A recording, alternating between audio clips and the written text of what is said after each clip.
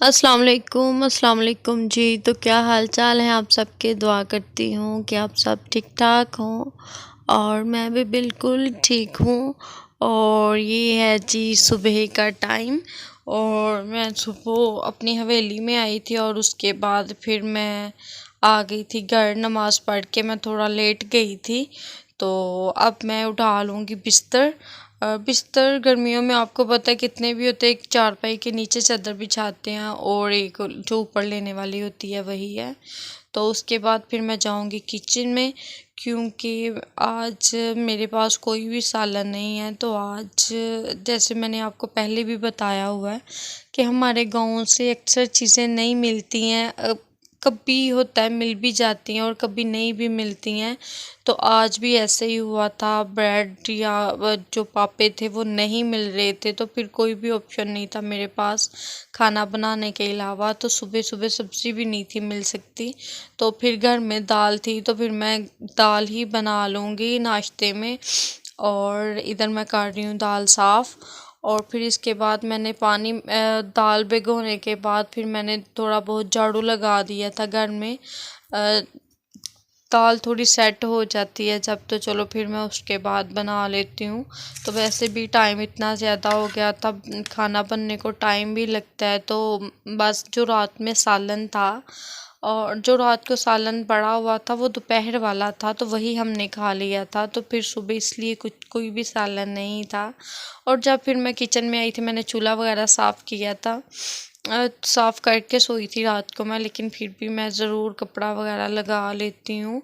तो इधर मैं मसाला बना रही हूँ और आपको वो गुट्टा नज़र आ रहा है, तो ये मैंने, हम इसे छल्ली बोलते हैं वैसे। तो ये मैं कल, मेरे हस्बैंड ये 3 लेके आए थे और मुझे बहुत ज़्यादा पसंद है, तो मुझे भूख लग रही थी और मैंने फिर ये खा ली थी। ये गर्म भी नहीं थी, ठंडी थी, लेकिन मैंने इसे थोड़ा सा चूल्हे पे हल्का सा सेक लगवा लिया था, ताकि एक हो जाती ना अजीब सी, थोड़ी सी ढीली ढीली सी। तो अगर इसको थोड़ा सा लगवा लें आग का सेक तो फिर ये ठीक हो जाती है, थोड़ी फिर सेट हो जाती है। और इधर मैं अब जल्दी जल्दी से कर रही थी क्योंकि मेरे हस्बैंड को भी भूख लग रही थी।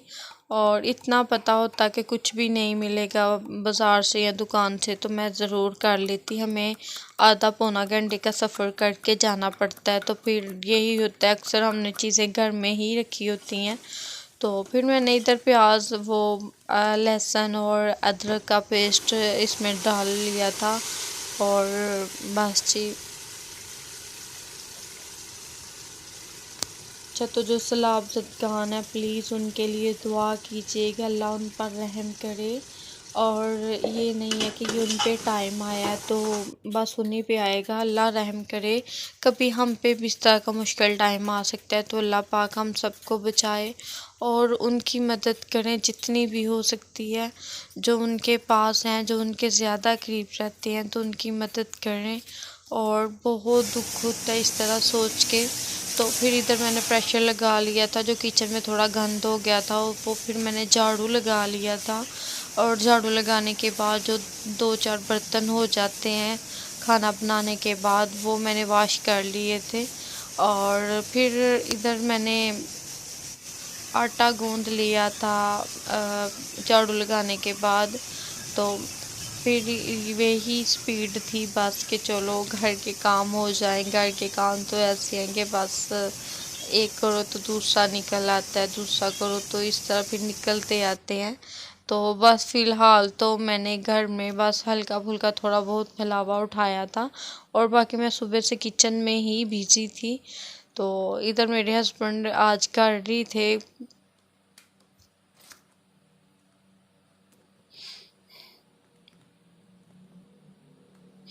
और हमारा गंदम का आटा होता है, तो ये गूँदने के बाद काफ़ी तकरीबन 10-15 मिनट हमें रखना पड़ता है, फिर सेट होता है। अगर हम थोड़ी से रोटियां बना लें इस आटे की, तो वो फिर रोटियां फटना शुरू हो जाती हैं। अगर जो बाज़ार का आटा होता है वो तो हम उसी टाइम गूँध के उसी टाइम रोटी भी बना सकते हैं, तो वो बिल्कुल सही रहता है। लेकिन अच्छा आटा भी ये गंदम का ही होता है। तो बस फिर मैंने 15 मिनट के लिए रख दिया था आटा इधर सेट होने के लिए। तो जब सेट हुआ तो फिर मैंने प्रेशर दूसरे चूल्हे पे रख दिया था और रोटियां फिर मैंने इस चूल्हे पे बना ली। जी, तो बस मेरे घर के काम इसी तरह ही सारा दिन चलते ही रहते हैं। सारा दिन ये कर लो वो कर लो, तो बस दिन गुजर गया।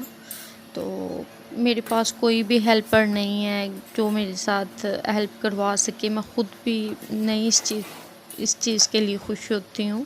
मुझे होता है कि मैं ख़ुद ही काम करूँ। मैंने अक्सर देखा है कि कुछ लोगों के घर छोटे होते हैं लेकिन हेल्पर फिर भी होती है उनके साथ।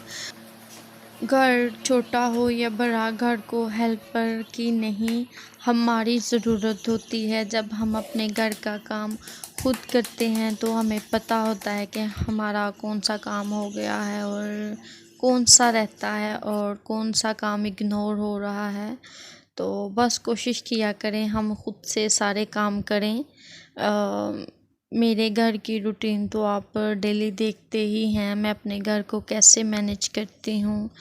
अगर आप जॉब करती हैं या आपके बच्चे छोटे हैं या आपकी तबीयत ठीक नहीं रहती, तो वजह कुछ भी हो, हर एक को अपने काम अपने हिसाब से मैनेज कर लेने चाहिए। मेरा ये मानना है कि किसी भी काम को मैनेज करने के लिए दो चीज़ों की ज़रूरत होती है। एक है टाइम और दूसरा है एनर्जी। अगर दोनों में से कोई भी चीज़ मिसिंग हो तो बात नहीं बनेगी। अगर मैं अपनी बात करूँ तो मैं अपने पास कोई हेल्पर नहीं रखती हूँ। मैं सारा काम खुद करती हूँ, वन बाय वन मैं हर चीज़ को क्लीन करती रहती हूँ। मुझे पता होता है मेरे घर की कौन सी जगह गंदी है और कौन सी साफ़ है। Daily cleaning, weekly cleaning, monthly cleaning, इनमें एक ऑप्शन चूज़ करूँगी। और डेली क्लीनिंग, इससे हम ना तो थकते हैं ना तंग पड़ते हैं। ये जो टब डिब्बा बाल्टी होती हैं ये डेली चीज़ें यूज़ में होती हैं, तो वीक में एक बार इनको अच्छे से क्लीन कर लेना चाहिए। अगर थोड़ा लेट कर दें तो इन पे अजीब से निशान नज़र आने लग जाते हैं, तो मैं वीक में एक बार ये काम ज़रूर कर लेती हूँ। आप भी ट्राई करिएगा ज़रूर। अगर मेरी वीडियो अच्छी लगे तो प्लीज़ लाइक करना, सब्सक्राइब करना, शेयर करना। मिलते हैं कल एक नई वीडियो के साथ फुल एनर्जी के साथ। तब तक अपना ख्याल रखिएगा जी। अल्लाह हाफिज़।